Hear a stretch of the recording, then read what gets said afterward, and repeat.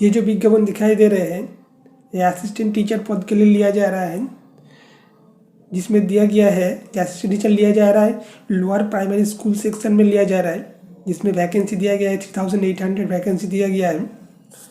और इसका जो पे स्केल दिया गया है 14,000 से शुरू होकर 70,000 तक दिया जा रहा है। उसके साथ जो भी अलाउंस है उसके साथ जोड़ कर ही दिया जाएगा।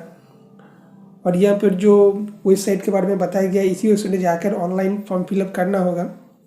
रिक्रूटमेंट के कंडीशन के हिसाब से बताया गया है, जो कि डायरेक्टर ऑफ एलिमेंट्री एजुकेशन में पास किया होना चाहिए। उसके साथ A-TET और और नहीं तो C-TET में पास किया होना चाहिए, तब जाकर यहाँ पर एप्लीकेशन किया जा सकता है। एज के हिसाब से इसमें बताया गया है 18 से 40 ईयर्स तक एज बताया गया है।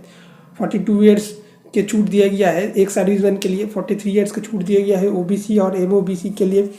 45 ईयर्स का दिया गया है SC/ST के लिए। 50 ईयर्स का दिया गया है PWD के लिए। और इसके लिए जो डेट दिया गया है 2 जनवरी से इसका एप्लीकेशन लेना शुरू हो चुका है। इसका लास्ट डेट दिया गया है February 2, 2004 इसका लास्ट डेट दिया गया है। इसी के बीच एप्लीकेशन करना होगा। यहाँ पर जो वेबसाइट दिखाई दे रहा है इस वेबसाइट पर जाकर एप्लीकेशन करना पड़ेगा, ऑनलाइन एप्लीकेशन लिया जाएगा। ये जो टेबल दिखाई दे रहा है इस टेबल में इसेंशियल क्वालिफिकेशन और मार्क्स कैसे दिया जाएगा इसी के बारे में बताया गया है। जो assistant teacher lower primary school में जो लिया जा रहा है उसके लिए हाई सेकेंडरी और सेकेंडरी में पास किया होना चाहिए 50% मार्क्स के साथ। और 2 इयर्स का डिप्लोमा इन एलिमेंट्री एजुकेशन में पास किया होना चाहिए। उसके साथ आसाम टेट और नहीं तो सेंट्रल टेट में पास किया होना चाहिए। तो मार्क्स के हिसाब से बताया गया है जो हायर सेकेंडरी और सेकेंडरी में पास किया हो तो उसमें 5% मार्क्स दिया जाएगा। और 2 इयर्स का डिप्लोमा इन एलिमेंट्री के लिए 5% मार्क्स दिया जाएगा। और आसाम टेट और सेंट्रल टेट के लिए 85% मार्क्स दिया जाएगा। नॉन इसेंशियल का मतलब ये ज़रूरी नहीं है सर्टिफिकेट इसमें अप्लाई करने के लिए, लेकिन जो भी कैंडिडेट के पास NC सर्टिफिकेट रहता है तो उसके लिए अलग से 5 मार्क्स दिया जाएगा। इसमें बताया गया है 5 मार्क्स दिया जाएगा C certificate NC seat certificate रहने से दिया जाएगा। और 3 मार्क्स दिया गया है B सर्टिफिकेट रहने से।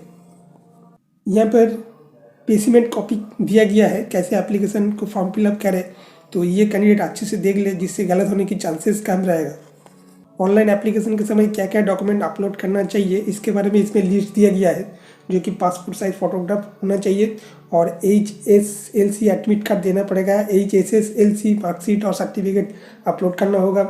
इसके साथ हायर एजुकेशन के सर्टिफिकेट रहता है तो वो भी अपलोड करना होगा।